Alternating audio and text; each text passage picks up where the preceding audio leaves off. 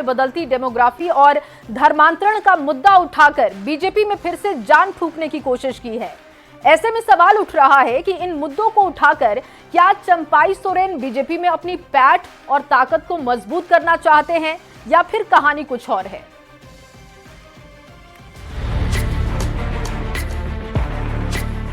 राजनीति हो या नदी, बाहुबल से उसकी धारा मोड़ने की कोशिश हर दौर में हुई है। झारखंड बीजेपी में इसी सियासी धारा को अपनी ओर खींचने की एक खामोश कोशिश नजर आ रही है। चंपाई सोरेन संथाल में पिछले कुछ महीनों से पूरी तरीके से एक्टिव नजर आ रहे हैं। वो लगातार संथाल में बदलती डेमोग्राफी और धर्मांतरण का मुद्दा उठाकर जन आंदोलन खड़ा करने की बात कर रहे हैं।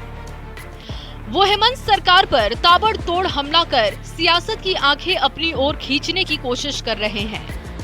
आदिवासी समाज, सारना धर्म मानने वाला, पेड़ के नीचे पूजा करने वाला लोग, हम लोग का जनसंख्या घटते चल जाएगा। जन आंदोलन तैयारी दे के देश में भारत सरकार तक, ताकि इस भावना को पहुंचे।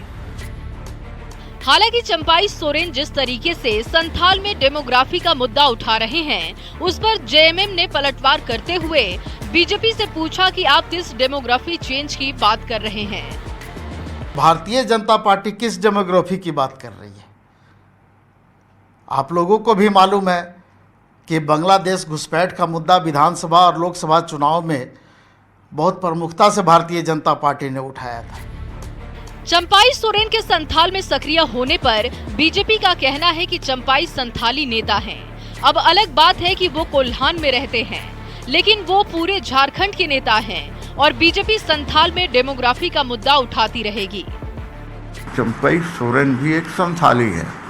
ये अलग विषय है कि वो रहते हैं कोल्हान में, तो अब वो पूरे राज्य के नेता है, कोई कोल्हान के नेता है सो नहीं है।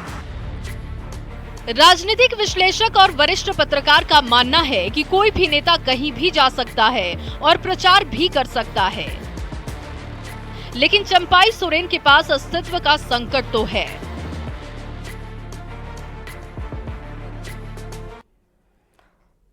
और इस रिपोर्ट के साथ एक छोटा सा ब्रेक लेंगे, जल्द हाजिर।